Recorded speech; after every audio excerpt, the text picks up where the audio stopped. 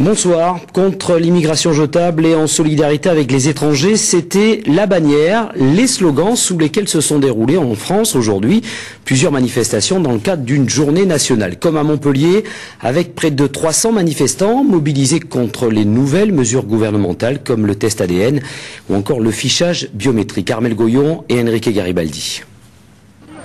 Une lettre par personne pour un slogan, un seul. Aucun être humain n'est illégal.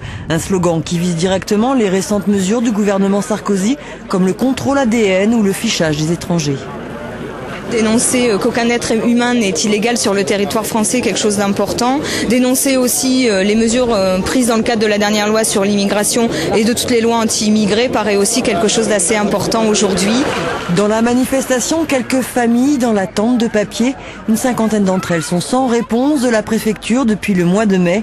Une situation que les associations retrouvent dans toute la région.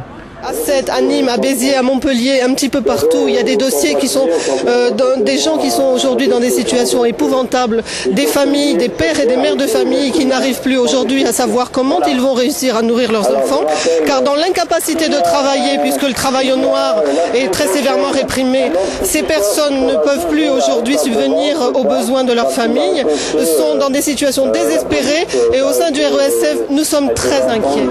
Des situations difficiles, doublée d'une pression policière qui s'accroît dans les quartiers dénoncés par les observateurs. Actuellement, les étrangers qui ont des problèmes administratifs sont sous une pression qu'on n'a jamais vue depuis des décennies.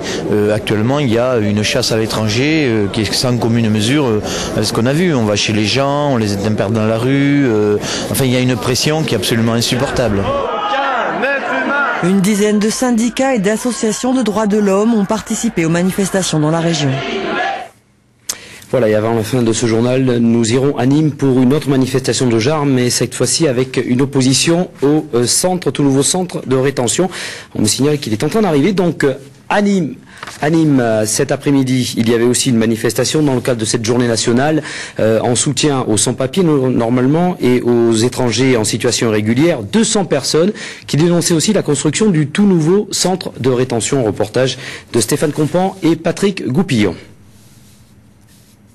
Parmi les manifestants, des citoyens, des parents, des enseignants venus en réaction au contrôle policier et tentative d'expulsion de jeunes majeurs scolarisés sans papier. Diego, Madi et aujourd'hui Swad se cachent dans le département. Les autres élèves, ils voient que dans la société, il y a des jeunes qui déconnent, qui sont délinquants, qui sont hors. Des jeunes filles comme Swad, c'est des exemples même de réussite d'élèves qui travaillent pour s'en sortir, pour réussir, pour s'intégrer. Et celle-là, on la poursuit quand même. Donc ça met une effervescence dans les lycées. Vous savez, les jeunes ont un sentiment de l'injustice très, très profond. Et vraiment, ils vivent ça très mal pour Swad et pour d'autres. En ligne de mire, le tout nouveau centre de rétention administrative de Nîmes, ouvert cet été pour accueillir 130 personnes. Aujourd'hui, 70 sans-papiers y sont retenus, 30% d'entre eux sont expulsables du territoire. C'est clairement la logique du chiffre en fait. On a vu ça clairement à partir du moment où le préfet du Gard s'est fait convoquer. On a vu qu'il y avait beaucoup plus de monde au CRA de Nîmes. Tous nos collègues dans les différents CRA de France l'ont remarqué aussi. Et puis clairement, on a de plus en plus de mal à discuter avec certaines préfectures, pas toutes, il y en a avec qui on arrive à discuter, mais il y en a qui nous raccrochent au nez, qui nous disent systématiquement allez au contentieux. Le projet de loi sur l'immigration devrait vraisemblablement être voté mercredi prochain à l'Assemblée nationale et au Sénat.